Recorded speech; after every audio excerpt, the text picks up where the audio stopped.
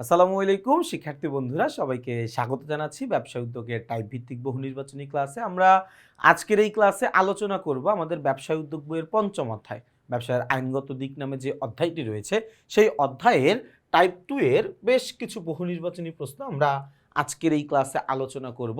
আমাদের টাইপ 2 এর নাম আমরা দিয়েছি ফ্র্যাঞ্চাইজিং ব্যবসায়ের ধারণা। দেখো, আধুনিক যুগে ব্যবসায়ের অন্যতম বড় একটা আমরা বলতে পারি ধরন বলতে পারি হচ্ছে ফ্র্যাঞ্চাইজিং ব্যবসা, যেখানে একটা বিখ্যাত বা নামকরা প্রতিষ্ঠানের নাম ব্যবহার করে অন্য কোনো একটা প্রতিষ্ঠান তারা ব্যবসায় পরিচালনা করে এবং পরবর্তীতে ফ্র্যাঞ্চাইজি এবং ফ্র্যাঞ্চাইজর দুইজন তাদের মধ্যে মুনাফা বা একটা নির্দিষ্ট চুক্তির মাধ্যমে তারা আসলে এই কাজটা সম্পূর্ণ করে নেয়। আমরা এই টাইপে আলোচনা করব আমাদের 7 থেকে 22 নম্বর সিরিয়াল পর্যন্ত যেই এমসিকিউগুলো রয়েছে সেই প্রশ্নগুলো। তাহলে আমাদের 1 নম্বর প্রশ্নে কি বলা আছে আমরা একটু দেখি। দেখো, আমাদের 1 নম্বর না, সরি 7 নম্বর প্রশ্ন, মানে টাইপ 2 এর 1 নম্বর প্রশ্ন বা আমাদের অধ্যায় সিরিয়ালে 7 নম্বর প্রশ্ন বলা আছে কপিরাইট হলো ব্যবসায় উদ্যোক্তাদের। দেখো, কপিরাইট জিনিসটা আসলে কি? কপিরাইট এটাকে আমরা বাংলায় বলি হচ্ছে গ্রন্থসত্তা। গ্রন্থসত্ব বা গ্রন্থসত্তা যেটাই বলো না কেন, এটা একটা মেধা সম্পদ। দেখো, আমি একটা বই লিখলাম, মানে একটা সৃজনশীল কিছু আমি লিখলাম, একটা উপন্যাস লিখতে পারি, আমি একটা কবিতা লিখতে পারি, আমি একটা গান লিখতে পারি, আমি একটা সিনেমা বানাইতে পারি, আমি একটা নাটক বানাইতে পারি, আমি কোনো একটা স্থির ছবি তুলতে পারি, স্থির চিত্র ধারণ করতে পারি। এই জিনিসগুলো কিন্তু পুরাটাই আমার মেধার ফসল বা আমার পরিশ্রমের ফসল। এবং আমি কিন্তু চাইবো আমার এই মেধা দ্বারা তৈরিকৃত যে সম্পত্তিটা বা আমার মেধার দ্বারা আবিষ্কৃত সম্পত্তিটার উপরে আমি একচ্ছত্র একটা মালিকানা ভোগ করব। এবং এই একচ্ছত্র মালিকানা ভোগ করার জন্য নির্দিষ্ট পক্ষের কাছ থেকে এই জিনিসটা আমার তৈরি, আমার সৃষ্টি, এটার প্রমাণ সাপেক্ষে আমি সরকারের কাছ থেকে অনুমতি নিয়ে রাখি যে এটা আমার। বাংলাদেশে আমার অনুমতি ব্যতীত এই জিনিসটা কেউ ছাপাইতে পারবে না, এই জিনিসটা কেউ দেখাইতে পারবে না, এই জিনিসটা কেউ ব্যবহার করতে পারবে না। তো এই যে আমি একটা অধিকার নিচ্ছি, এটাকে বলা হয় কপিরাইট। তো কপিরাইট এটা একজন উদ্যোক্তার জন্য একটা মেধা সম্পদ। এটা একটা উদ্যোক্তার জন্য কি? উদ্যোক্তার জন্য মেধা সম্পদ, তাই না? আচ্ছা, এরপরে আমি চলে যাব হচ্ছে আমাদের প্রশ্ন নাম্বার 8। 8 নম্বর প্রশ্নে কি বলা আছে আমরা একটু দেখবো ভাইয়া। আমাদের 8 নম্বর প্রশ্নে বলেছে যে নিচের কোনটি, ভাইয়া কি বলছে দেখো, বলছে নিচের কোনটি পণ্য প্রতীকের মধ্যে অন্তর্ভুক্ত নয়। দেখো, পণ্য প্রতীক যেটাকে আমরা ইংরেজিতে বলি হচ্ছে ট্রেডমার্ক। ভাইয়া, পণ্য প্রতীক যেটাকে আমরা ইংরেজিতে কি বলি? ট্রেডমার্ক বলি, তাই না? দেখো, নিচের কোনটি পণ্য প্রতীক বা ট্রেডমার্কের অন্তর্ভুক্ত নয়, সেটা হচ্ছে মোড়ক। মোড়ক বলতে আমি যদি একদম সহজ ভাষায় তোমাদেরকে বলি, সেটা হচ্ছে প্যাকেট। দেখো, আমার পণ্যের মোড়ক বা পণ্যের প্যাকেটটা এটা আসলে আমাদের পণ্য প্রতীকের অন্তর্ভুক্ত নয়। পণ্য প্রতীক বা ট্রেডমার্ক হচ্ছে পণ্যের উপর বা পণ্যকে স্বতন্ত্র করার জন্য, পণ্যকে আলাদাভাবে উপস্থাপন করার জন্য আলাদা একটা, মানে সোজা কথা হচ্ছে সমজাতীয় পণ্য থেকে আমি আমার পণ্যটাকে আলাদা করে রাখতে চাই। এটার জন্য আমি কি করি? একটা নির্দিষ্ট একটা প্রতীক, নির্দিষ্ট একটা চিহ্ন ব্যবহার করি, একটা সিম্বল ব্যবহার করি। এটার দ্বারা বোঝা যায় যে এটা আমার পণ্য। যেমন তোমরা স্কুলে পড়ো, দেখো আমাদের বাংলাদেশে বেশিরভাগ স্কুলে ছেলেদের ড্রেসটা কি? ছেলেদের ড্রেস হচ্ছে সাদা শার্ট, নেভি ব্লু বা কালো প্যান্ট। মোস্ট অফ দ্য স্কুলের ক্ষেত্রে এটাই কিন্তু হয়। সাদা শার্ট থাকে, আর কি থাকে? কালো রঙের প্যান্ট থাকে বা নেভি ব্লু কালারের প্যান্ট থাকে। মেয়েদের ড্রেসের অনেক ভ্যারাইটি থাকে, কোনো কোনো স্কুলে সাদা থাকে, কোনো কোনো স্কুলে ব্লু কালারের থাকে, কোনো কোনো স্কুলে একদম নেভি ব্লু কালারের থাকে। মেয়েদেরটা আসলে অনেক বেশি, মানে একটা ওইটাকে কি বলে, একটা পার্থক্য বাইর করা যায়। কিন্তু ছেলেদের ক্ষেত্রে তুমি দেখবে একটা কমন ড্রেস, সেটা হচ্ছে সাদা কালারের শার্ট, কালো রঙের বা নেভি ব্লু কালারের প্যান্ট। আর মনে করো আমিও সাদা শার্ট পরে আসি, তুমিও সাদা শার্ট পরে আসো, আমাদের সাথে আরও 5 জন রয়েছে, তারাও সাদা শার্ট পরে আসে। এখন কোনো একটা ব্যক্তি যদি আমাদেরকে দেখে সে চিন্তা, মানে আলাদা করতে চায় আমরা কে কোন স্কুলে পড়ি, তাহলে কি করতে হবে? আমাদের বুকে যেই আমাদের স্কুলের যে মনোগ্রাম বা ব্যাচটা আছে, এটা দেখে আলাদা করতে পারবে, বা শোল্ডারে আলাদা করে ব্যাচ লাগানো থাকে, ওইটা দেখে আমাদের আলাদা করতে পারবে যে আমরা কে কোন স্কুলে পড়ি। তার মানে কি, এই যে একটা বিশেষ চিহ্ন দ্বারা আমাকে আলাদা করা গেল, এই একটা বিশেষ চিহ্ন দ্বারা আমি কোন স্কুলে পড়ি এটা আইডেন্টিফাই করা গেল। এইটাকে আমরা বলি হচ্ছে পণ্য প্রতীক বা এটাকে আমরা বলি ট্রেডমার্ক বলি। তো আমি তো একটা স্কুল ড্রেসের কথা বললাম, তুমি এটা একটা পণ্য দ্রব্যের ক্ষেত্রে চিন্তা করতে পারো। তুমি দেখো কোকা কোলা, দেখবা যে একটা মানে আমি কাউকে অসম্মানিত করতেছি না, এবং একজন রিকশাওয়ালা তিনি হয়তো বা স্বল্প শিক্ষিত বা তার হয়তো বা একদমই অক্ষর জ্ঞান নাই, কিন্তু সে কিন্তু কোকা কোলার বোতল দেখলে চিনতে পারে এটা কোকা কোলা। কেমনে চিনে, কিভাবে চিনে? সে কিন্তু পড়াশোনা জানে না, কিন্তু ওই যে পণ্য প্রতীকটা ওটা দেখলে সে চিনতে পারে। তুমি দেখবা আইফোনের এখনকার দিনে যে মডেলগুলো আছে ওইটার পেছনে কোথাও লেখা নাই এটা আইফোন, পুরো ফোনের কোথাও লেখা নাই, কিন্তু ওই যে পিছনে একটা বিশেষ চিহ্ন দেওয়া আছে, ওটা দেখলেই কিন্তু আমরা বুঝতে পারতেছি আচ্ছা এটা একটা আইফোন। এরকম করে আরো অনেক পণ্য প্রতীক আছে, অনেক চিহ্ন আছে, যেই চিহ্নগুলো দেখে আমরা বুঝতে পারি যে হ্যাঁ এটা একটা পণ্য প্রতীক। এই প্রতীকটার দ্বারা এই পণ্যটাকে আলাদা করা হয়েছে, এবং এই পণ্য প্রতীকের মধ্যে কখনোই মোড়ক বা প্যাকেট এইটাকে আলাদা, এটাকে অন্তর্ভুক্ত করা যাবে না। প্যাকেজিং এর মূল উদ্দেশ্য হচ্ছে, দেখো মোড়কীকরণ বা প্যাকেজিং, মোড়কীকরণ হচ্ছে পণ্যের উপর আলাদা একটা আস্তরণ বা আবরণ, যা পণ্যের গুণগত মান অক্ষুণ্ণ রেখে পণ্যকে ক্রেতা বা ভোক্তাদের নিকট আকর্ষণীয় করে তোলে। তার মানে পণ্য প্রতীক আর মোড়কীকরণ দুইটা আলাদা জিনিস, দুইটার উদ্দেশ্য এক না, দুইটা জিনিসও এক না। তাহলে উত্তরটা কি হবে ভাইয়া? 8-এর উত্তর হবে ক। 9 নম্বর প্রশ্নটা আমরা দেখব, প্যাটেন্টের মাধ্যমে মালিকানা প্রদানের ক্ষেত্রে কাদের মধ্যে চুক্তি হয়? দেখো প্যাটেন্ট মানে কি ভাইয়া, এই পর্বর আলোচনাটা একটু বড় হবে কারণ আমি অনেক বেসিক আলোচনা করব, তো যে কটা প্রশ্ন আছে অনেক লম্বা সময় লাগবে একটু আমাদের আলোচনা করতে। দেখো প্যাটেন্ট জিনিসটা কি, আমরা মাঝে মাঝে প্যাটেন্ট আর কপিরাইট, প্যাটেন্ট আর কপিরাইট এই দুইটা জিনিসকে আসলে একই জিনিস মনে করি, বা ধারণাগত দিক থেকে এই দুইটা জিনিসটা কাছাকাছি। দেখো পেটেন্ট দেওয়া হয় হচ্ছে বস্তুগত জিনিসের উপরে। মনে করো আমি এমন একটা ফ্যান বানাইলাম যেটা চলতে ইলেকট্রিসিটি লাগে না, আমি এমন একটা লাইট বানাইলাম যেটা রাত হইলে একা একা জ্বলে উঠে, আমি এমন একটা মনে করো যে মোবাইল ফোন বানাইলাম যেটাতে জীবনে কোনোদিনও চার্জের প্রয়োজন পড়ে না। মানে আমি জাস্ট আমার ধারণা থেকে কিছু বললাম তোমাকে। তো এগুলো কিন্তু সব বস্তুগত জিনিস, এটা মানেই তো আমার মেধা খরচ হয়েছে, বাট এটা একটা বস্তুগত জিনিস। তো বস্তুগত আমার আবিষ্কৃত, আমার মেধা দ্বারা তৈরিকৃত বস্তুগত কোনো সম্পত্তির উপরে আমি যখন একচ্ছত্র মালিকানা ভোগ করতে চাই, তখন সরকারের কাছ থেকে বা আমি সংশ্লিষ্ট পক্ষর কাছ থেকে প্যাটেন্ট গ্রহণ করি। কিন্তু আমার সৃষ্টিশীল যে জিনিসগুলো আছে কিন্তু এটা বস্তুগত না।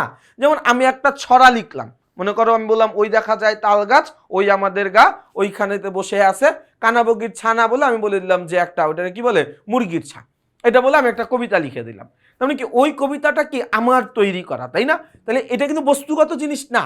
তো এটার উপর আমি কি করব? কপিরাইট করব। আমি একটা উপন্যাস লিখলাম, আমি মনে করে একটা গান বানাইলাম, আমি মনে করি একটা সিনেমা বানাইলাম, আমি একটা স্থির চিত্র তুললাম, মানে ফটোগ্রাফি যেটাকে আমরা বলি, একটা স্থির মানে ছবি তুললাম আমি, তো ওইটা হচ্ছে কি আমার জন্য, মানে ওই জিনিসগুলোর উপরে আমি যখন একচ্ছত্র মালিকানা ভোগ করতে যাব সেটাকে আমি বলবো কপিরাইট। তার মানে কপিরাইট এবং প্যাটেন্ট দুইটার বেসিক থিম এক, দুইটাতেই আবিষ্কারককে বা উদ্ভাবককে ওই পণ্যের উপর একচ্ছত্র মালিকানা প্রদান করা হয়, বা ওই আবিষ্কারের উপরে একচ্ছত্র মালিকানা প্রদান করা হয়। শুধুমাত্র একটা নাম আমরা দিয়ে রাখছি প্যাটেন্ট, একটা নাম আমরা দিয়ে রাখছি কপিরাইট। প্যাটেন্ট আমরা নেই বস্তুগত জিনিসের উপরে, আর কপিরাইট আমরা নেই হচ্ছে সৃজন, মানে সবই সৃজনশীল জিনিস। আসলে কপিরাইটটা আমি বুঝাইতে পারছি মনে হয় যে এই যে বিভিন্ন যে সৃষ্টিশীল জিনিসগুলো ওই জিনিসগুলোর উপরে আমরা কপিরাইট নেই। তাহলে এই যে প্যাটেন্ট দেওয়া হয় বা প্যাটেন্টের যে চুক্তিটা, এটা মূলত এটাকে কি বলে, এটা মূলত হচ্ছে সংগঠিত হয়, বা এটা মূলত হয় কাদের মধ্যে, যিনি এই জিনিসটা উদ্ভাবন করছে ওই উদ্ভাবক এবং রাষ্ট্রের সাথে। রাষ্ট্র মানে কে? সরকারের সাথে। তাহলে উত্তর কি? সরকার এবং উদ্ভাবক। আচ্ছা, পণ্য আবিষ্কারক ও সরকারের মধ্যে কোন মেধা সম্পদ চুক্তি হয়? সম্পদ এই একটু খেয়াল করে দেখো, পণ্যের আবিষ্কারক ও সরকারের মধ্যে কোন মেধা সম্পদের চুক্তি হয়? এই কোন মেধা সম্পদের চুক্তি হয় খেয়াল করো। পণ্যের আবিষ্কারক এবং সরকার এই দুইটার মাঝখানে, মানে এই দুইটা পক্ষের মধ্যে মেধা সম্পদের চুক্তি হয় কার সাথে? পেটেন্টের সাথে। কার সাথে? পেটেন্টের সাথে। এন্ড তুমি বলতে পারো ভাই এই জায়গায় তো কপিরাইটও আছে, তাহলে এটা কেন দিলেন না? দেখো কপিরাইটটার জন্য আলাদা একটা পক্ষ আছে, আলাদা একটা পক্ষ আছে, এবং কপিরাইটের ক্ষেত্রে অনুমতি দেওয়া হয়েছে, মানে কপিরাইটটা না মানে একটু এটাকে কি বলা যায়, মানে প্যাটেন্টের চাইতে একটু হালকা কিছু, প্যাটেন্টের চাইতে একটু হালকা কিছু। কপিরাইটটার আসলে ডিলটা হয় হচ্ছে বিভিন্ন প্রকাশনীর সাথে, বিভিন্ন প্রযোজকদের সাথে, বিভিন্ন হল মালিকদের সাথে। তো মানে সরকারের সাথে সরাসরি যে চুক্তিটা হয়ে যায় সেটা হয় কোন ক্ষেত্রে, পেটেন্টের ক্ষেত্রে। তাহলে উত্তর কি, 10-এর উত্তর হচ্ছে খ। চলে যাচ্ছি আমরা প্রশ্ন নাম্বার 11। বলা আছে ট্রেডমার্ক রেজিস্ট্রেশন দেওয়া হয় কয় বছরের জন্য। ভাইয়া ট্রেডমার্ক আমি যখন কোন একটা প্রতীককে, মনে করো যে আমি এরকম একটা প্রতীক আঁকলাম, মনে করো বাম হাত দিয়ে আঁকি, হ্যাঁ তাহলে সুন্দর হবে, হ্যাঁ মনে করো আমি এরকম কোন একটা প্রতীক বানাইলাম, ঠিক আছে, মনে করো এটাই আমার পণ্য প্রতীক, এটাকেই আমি আমার পণ্যের প্রতীক হিসাবে ব্যবহার করতে চাই। এন্ড এটারে তো আমার মানে এটা যে আমার, এই প্রতীকটা যে আমার, এটা আমার নামে করে নিতে হবে না। তুমি দেখবা রাস্তার মধ্যে জুতা বিক্রি করে, বাটার জুতা, মনে করো বাটার দোকানে গিয়ে তুমি দেখবা যে যেই জুতাটার দাম হয়তো বা তোমার ওইটাকে কি বলে 1000 টাকা, তুমি দেখবা ফুটপাতে ওই জুতা বিক্রি হইতেছে 250 টাকা দিয়ে। বাসায় না তুমি কি দেখবা জানো, ওই জায়গায় এরকম লেখা আছে বালা, তুমি এটা দেখে বুঝবাও না ওই সময়, বাসায় না যখন ভালো করে দেখবা, দেখবে ওইটার মধ্যে লেখা আছে বালা। তুমি মনে করো যে লোটোর জুতা কিনতে যাবা, দেখবা রাস্তায় লোটোতে যেই জুতাটার দাম হয়তো বা 1500 টাকা, ফুটপাতে দেখবা 300 টাকা দিয়ে বিক্রি করতেছে। তুমি বাসায় নিয়ে আসবা, বাসায় নিয়ে এসে দেখবে এরকম লোটোর জায়গায় লোলো লেখা, এরকম মানে ওই টিয়ের টানটা তারা দেয় না। তো এরা কিন্তু মানে চুরি করতেছে না, মানে তুমি যখন এদেরকে ধরবা তখন বলবে আমি কি আপনার লোগো চুরি করছি, আমি কি বাটা লিখছি, আমি তো বালা লিখছি, আমি তো লোটো লিখিনি, আমি তো লোলো লিখছি। তার মানে কি আমার পণ্যের যে প্রতীকটা এটা চুরি হয়ে যাওয়ার সম্ভাবনা আছে। কারণ আমার পণ্য যদি ভালো হয়, আমার পণ্য যখন মার্কেটে অনেক বেশি চলা শুরু করবে, তখন কিন্তু যারা দুষ্টু প্রকৃতির লোক আছে তারা চাইবে আমার প্রতীকটাকে চুরি করে তাদের পণ্যের সাথে লাগাই দিতে, তাহলে তাদের পণ্যটাও মানুষ আমার পণ্য মনে করে কিনে নিয়ে যাবে। এই জন্য আমার যেই পণ্য প্রতীকটা আছে এই প্রতীকটাকে আমার নামে রেজিস্ট্রেশন করে রাখতে হবে। এটা হচ্ছে ট্রেডমার্ক রেজিস্ট্রেশনের প্রয়োজনীয়তা। আমি যখন ট্রেডমার্ক রেজিস্ট্রেশন করতে যাব তখন আমাকে প্রথম দফায় আমাকে 7 বছরের জন্য অনুমোদন দেওয়া হবে। 7 বছর শেষ হয়ে যাওয়ার আগেই আমি যদি আবার অ্যাপ্লাই করি, আমি বলতেছি 7 বছর শেষ হয়ে যাওয়ার আগেই, শেষ হওয়ার পরে কিন্তু না, কারণ মানুষ খুবই দুষ্টু। আমার কোম্পানি মানে আমার পণ্য ভালো চলতেছে, তার মানে এই প্রতীকের জন্য আমার আগে আরো অনেকেই অ্যাপ্লাই, মানে আমি এটা রেজিস্ট্রেশন পাওয়ার পরে আরো অনেকে এই প্রতীকের জন্য অ্যাপ্লাই করে রাখবে। এজন্য আমাকে কি করতে হবে, 7 বছর শেষ হওয়ার আগেই আমাকে আবার অ্যাপ্লাই করতে হবে যে হ্যাঁ আমি এই প্রতীকটা আবার ব্যবহার করতে চাই। যদি 7 বছরের পরে অ্যাপ্লাই করতে চাই তাহলে দেখা যাবে ওই যে কয়দিন পরে অ্যাপ্লাই করতে গেলাম এই ফাঁকে অন্য কেউ অ্যাপ্লাই করে দিবে, তখন কিন্তু ওই প্রতীকটা তার অধীনে চলে যাবে। এজন্য 7 বছর শেষ হয়ে যাওয়ার আগে আমি আবার অ্যাপ্লাই করব যে এই প্রতীকটা আমি ব্যবহার করতে চাই, তখন অ্যাপ্লাই করার পরে আমি আবার 10 বছরের জন্য এটা অনুমোদন পাবো। কয় বছরের জন্য, 10 বছরের জন্য। দেন এই 10 বছরের পরে কি হবে এটার আমি জানি না ভাই, মানে এটা নিয়ে আমার আর কোনো ধারণা নাই। তাহলে ট্রেডমার্ক সাধারণত রেজিস্ট্রেশন পাওয়া যায় কতদিনের জন্য, 7 বছরের জন্য, এবং দ্বিতীয় মেয়াদে পাওয়া যায় 10 বছরের জন্য। আচ্ছা, পণ্য প্রতীকের বহির্ভূত কোনটি, মানে পণ্য প্রতীকের অন্তর্ভুক্ত নয় কোনটি? এই পণ্য প্রতীকের অন্তর্ভুক্ত নয় মোড়ক বা মোড়কীকরণ, যেটাই বলো না কেন তুমি, বা আমরা বলতে পারি হচ্ছে প্যাকেজিং বা হচ্ছে প্যাকেট, তাই না? এটা আমরা কিছুক্ষণ আগেই পড়ছি, এটা নিয়ে আর আলোচনা করব না। বর্তমানে যে পদ্ধতিতে ব্যবসায় স্থাপন ও পরিচালনা জনপ্রিয় হয়ে উঠেছে সেটা হচ্ছে ফ্রাঞ্চাইজিং। এই জায়গায় বানানটা একটু খেয়াল রাখা লাগবে, ফ্রাঞ্চাইজিং। ফ্রাঞ্চাইজিং ব্যবসায়টা ইদানিং কালে আমাদের দেশে অনেক বেশি জনপ্রিয় হয়ে যাচ্ছে। এই যে তুমি যে পিৎজা হাট দেখো, এই আমরা দেখছি না, আমরা তুমি দেখবা প্রতি এলাকায় পাড়ার মোড়ে মোড়ে কিসে আছে, পিৎজা হাটের দোকান আছে, তাই না? তুমি দেখবা যে প্রতি মোড়ে মোড়ে এখন কেএফসির দোকান আছে। এবং আমার তো মাঝে মাঝে মনে হয় যে পিৎজা হাট আর কেএফসি দুজন মনে হয় ভাই ভাই। মানে ঢাকার মধ্যে আমি যত জায়গায় এদের আউটলেট দেখি, যেখানে পিৎজা হাট আছে এটার পাশে আমি দেখি কেএফসি আছে। তো এরা কিন্তু বিদেশি ব্র্যান্ড। আবার আমরা ডোমিনোজের কথা বলতে পারি, এরা কিন্তু বিদেশি, আরো অনেক আছে, হয়তো বা এটা আমার অজ্ঞতা, আমি আসলে সব প্রতিষ্ঠানের নাম জানি না। এই দুইটা জিনিস খাবারের তো এই জন্য একটু নাম মনে আছে আর কি। তো এরা কিন্তু বাইরের দেশের প্রতিষ্ঠান, এরা অনেক বেশি বিখ্যাত বা নাম করা বলে বাংলাদেশের কোনো না কোনো একটা ব্যবসায়ী বা কোনো না কোনো একটা কোম্পানি তাদের সাথে চুক্তি করে তাদের নামে তাদের ক্রাইটেরিয়ায় তাদের শর্ত মোতাবেক আমাদের দেশে ব্যবসায় পরিচালনা করতেছে, এবং এটা খুবই প্রফিটেবল ব্যবসা। আমার এখনো মনে আছে যখন ধানমন্ডির ওই দিকটাতে যখন ডোমিনোজের প্রথম আউটলেট হয় তখন মানুষ শুধুমাত্র এই পিৎজা খাওয়ার জন্য, মানে একটা পোড়া রুটির টুকরা খাওয়ার জন্য মানুষ সিরিয়াল দিয়েছিল, সিরিয়াল দিয়ে মানুষ ওই পিজা খাইছে এবং এখনো মাশাআল্লাহ তারা খুব ভালোভাবে কি করতেছে আমাদের দেশে ব্যবসাটা পরিচালনা করতেছে। তার মানে এখনো যেহেতু তাদের ব্যবসাটা টিকে আছে, তার মানে এটা বোঝাই যাচ্ছে ব্যবসাটা খুবই মানে এই ধরনটা খুবই জনপ্রিয়। এবং এই ক্ষেত্রে কি মানে ফ্র্যাঞ্চাইজিং ব্যবসায়ের ক্ষেত্রে কি শুধুমাত্র আমরা বিদেশি কোম্পানির নাম ব্যবহার করব? না, আমি আমার দেশি কোম্পানিরও নাম ব্যবহার করতে পারি, এটা কোনো অসুবিধা নেই। সোজা কথা, একটা প্রতিষ্ঠান যখন আরেকটা প্রতিষ্ঠানের নাম ব্যবহার করবে অনুমতি নিয়ে, কেউ কেউ ব্যবহার করে চুরি করে, ওইটা কিন্তু না, অনুমতি নিয়ে যখন একটা প্রতিষ্ঠান আরেকটা প্রতিষ্ঠানের নাম ব্যবহার করে ব্যবসা পরিচালনা করবে, ওই ব্যবসার ধরনটাকে আমরা বলবো ফ্র্যাঞ্চাইজিং ব্যবসা। আচ্ছা, কখন থেকে ফ্র্যাঞ্চাইজার আয় করতে পারেন? ফ্রি প্রাপ্তির দিন থেকেই। দেখো, আমার ফ্র্যাঞ্চাইজিং ব্যবসায় দুইটা পক্ষ থাকে, ফ্র্যাঞ্চাইজিং ব্যবসায় দুইটা পক্ষ থাকে, একটা হচ্ছে ফ্র্যাঞ্চাইজর, আরেকটা হচ্ছে ফ্র্যাঞ্চাইজি।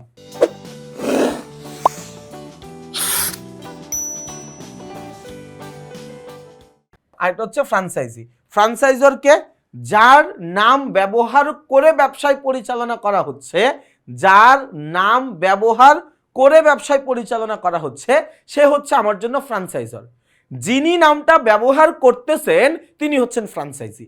যেমন মনে করো পিৎজা হাটের কথা আমরা ধরে নিলাম, হ্যাঁ, পিৎজা হাটের কথা আমরা ধরে নিলাম। মনে করো পিৎজা হাটের নাম ব্যবহার করতেছে, মনে করো কে ব্যবহার করতেছে, মনে করো যে ওইটাকে কি বলে, মনে করো তুমি কোনো একটা ব্যবসায়ের নাম বলে দাও না, মনে করো যে আমরা বলে দিলাম যে পিৎজা হাটের নাম ব্যবহার করতেছে, মনে করো কুদ্দুস ব্যবহার করতেছে, ঠিক আছে, কুদ্দুস ব্যবহার করতেছে, কুদ্দুস নামের একটা ব্যবসা প্রতিষ্ঠান, সে পিৎজা হাটের নাম ব্যবহার করে ব্যবসায় পরিচালনা করতেছে। তাইলে যেহেতু এখানে পিৎজা হাটের নাম ব্যবহার করা হচ্ছে, এই কারণে পিৎজা হাট হচ্ছে ফ্র্যাঞ্চাইজর। নাম ব্যবহার করতেছে কে? নাম ব্যবহার করতেছে এই কুদ্দুস বেটায়।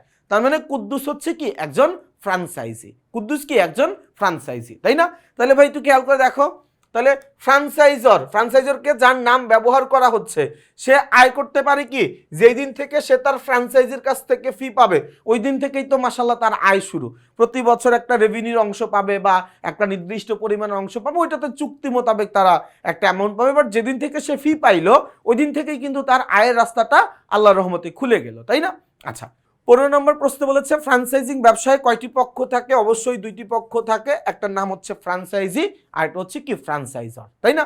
আচ্ছা, ফ্র্যাঞ্চাইজিং ব্যবসায়ের প্রধান বৈশিষ্ট্য কি? প্রধান বৈশিষ্ট্য হচ্ছে চুক্তি। তার কারণ মানে মনে করো আমার নাম, মানে আল্লাহ মাফ করুক, আমার নাম, মনে করো আমি অনেক বড় একজন মানুষ হয়ে গেছি, তো আমার নাম কেউ ব্যবহার করতে চায় যে ভাইয়া আপনি অনেক ভালো পড়াচ্ছেন, আমি আপনার নাম ব্যবহার করে একটা ব্যাচ খুলতে চাই যেখানে আপনার নাম থাকবে, বলে দিব যে আপনার তত্ত্বাবধানে এই জায়গাটা পরিচালিত হচ্ছে, কিন্তু আপনি মাঝে মাঝে সময় পাইলে একটু আইসেন, কিন্তু আমি এটা করতে চাই। তা আমি চিন্তা করলাম আচ্ছা ঠিক আছে করো, আমি কি তার এই অনুমতিটা এমনি এমনি দিয়ে দিব? আমি এত কষ্ট করে এত বছর পরিশ্রম করে আমার মোটামুটি একটা নাম জোগাড় করছি বা নাম অর্জন করছি, এটা তো আমি যাত্রার প্রথম কথা হচ্ছে এটা তো আমি যাত্রার হাতে দিব না। দ্বিতীয় কথা হচ্ছে আমি যদি কাউকে দেইও এই অনুমতিটা, আমি ফ্রি তাকে কেন অনুমতি দিব? তার মানে তাকে তখন কি করতে হবে? তাকে তখন আমাকে আমার সাথে চুক্তিতে আসতে হবে। অবশ্যই চুক্তিটা একটা আর্থিক চুক্তি হবে বা একটা বিনিময়ের চুক্তি অবশ্যই থাকবে। তার মানে কি একটা ফ্র্যাঞ্চাইজিং ব্যবসা শুরু করার জন্য আমাদের সবার আগে কি দরকার? দুই পক্ষের মধ্যে, ফ্র্যাঞ্চাইজি এবং ফ্র্যাঞ্চাইজর, এই দুইটা পক্ষের মধ্যে চুক্তি থাকা দরকার। কি থাকা দরকার? চুক্তি থাকা দরকার। ওকে, চলে যাচ্ছি প্রশ্ন নাম্বার 17। বলা আছে ফ্র্যাঞ্চাইজিং ব্যবসায়ের সাফল্য নির্ধারণের মাপকাঠি কোনটি? আমার ফ্র্যাঞ্চাইজিং ব্যবসায়টা কত ভালো চলতেছে নাকি খারাপ চলতেছে, আমারটা কি সফল নাকি সফল না, এই জিনিসটা কার উপরে নির্ভর করে? এটা নির্ভর করে আমার আয়ের উপরে। আমার কত টাকা আয় হইল ওইটার উপরে নির্ভর করে। আমার কত টাকা আয় হইল ওইটার উপরে নির্ভর করে। কথাটা কি বোঝা গেছে? আচ্ছা, 18 নম্বর প্রশ্ন। বর্তমানে যে পদ্ধতিতে ব্যবসায় স্থাপন ও পরিচালনা জনপ্রিয় হয়ে উঠেছে, বর্তমানে ফ্র্যাঞ্চাইজিং ব্যবসায়টা কি হয়ে গেছে? অনেক বেশি জনপ্রিয় হয়ে গেছে, এই ব্যবসায়টা অনেক বেশি চলতেছে এখন। এরপরে আমরা 19 ও 20 নম্বর প্রশ্নের জন্য একটা উদ্দীপক পড়তে হবে। দেখি উদ্দীপকে কি বলা আছে। আমাদের উদ্দীপকে বলেছে নগরীর শিল্পকলা একাডেমির পাশে মিস্টার রাকিব একটি ফাস্ট ফুডের দোকান দেন। তার দোকানে তিনি শুধু বাড়ি ফার্মস চিকেন, আচ্ছা বাড়ি ফার্মস চিকেনের পণ্য তৈরি এবং বিক্রি করেন। ওকে, মিস্টার রাকিবের ব্যবসাটি কি ধরনের দেখো এটা মোটামুটি বোঝাই যাচ্ছে এটা ফ্র্যাঞ্চাইজিং ব্যবসা হবে বা তুমি এটা দেখবা যেমন মানে সে নিজে একটা দোকান দিচ্ছে ফাস্ট ফুডের দোকান কিন্তু সে একটা নির্দিষ্ট ব্র্যান্ডের পণ্য ছাড়া অন্য কোনো পণ্য বিক্রি করতে পারতেছে না। এটা কিন্তু ফ্র্যাঞ্চাইজিং ব্যবসায়ের অনেক বড় একটা চুক্তির মধ্যে থাকে যে হ্যাঁ তুমি যদি আমার নামে ব্যবসায় পরিচালনা করতে চাও তাহলে আমার যে পণ্য সারি আছে অর্থাৎ আমার যে তালিকাভুক্ত পণ্য আছে এর বাইরে তুমি কোনো পণ্য বিক্রি করতে পারবা না, এটা নিষেধ, এটা তুমি একদমই পারবা না। আমার যে পণ্য সারি আছে তোমাকে ওইটাই মেনটেন করতে হবে, ওইটা মোতাবেকই করতে হবে। হ্যাঁ তুমি চাইলে কিছু প্রোডাক্ট বাদ দিয়ে রাখতে পারো যেটা হয়তো বা তোমার দেশের প্রচলিত নিয়মে যায় না, ওটা তুমি বাদ দিয়ে রাখতে পারো, কিন্তু নতুন করে তুমি কোনো কিছু অ্যাড করতে পারবা না, আমার যেই পণ্য ওইটাই বিক্রি করতে হবে। তাহলে এই যে বাড়ি ফার্ম জিয়া ওই কি নাম ছিল রাকিব তার ফাস্টফুডের দোকানে শুধুমাত্র কি করতেছে বাড়ি ফার্মসের চিকেন বিক্রি করতেছে, তাহলে এটা তার জন্য কি এটা তার জন্য একটা ফ্র্যাঞ্চাইজিং ব্যবসায়, এটা তার জন্য কি তার জন্য একটা ফ্র্যাঞ্চাইজিং ব্যবসায়। ওকে, তাহলে 19 নম্বর প্রশ্নের পরে আমরা চলে যাচ্ছি প্রশ্ন নাম্বার 20। আচ্ছা, বলেছে যে ব্যবসায়টির সাফল্য নির্ধারণের মাপকাঠি। ভাইয়া ব্যবসায়টা কি একটা ফ্র্যাঞ্চাইজিং ব্যবসায়, ফ্র্যাঞ্চাইজিং ব্যবসায়ের ভাইয়া ফ্র্যাঞ্চাইজিং ব্যবসায়ের সাফল্য নির্ধারণের মাপকাঠি থাকে ওটার দক্ষতা থাকতে হয় ব্যবস্থাপনার।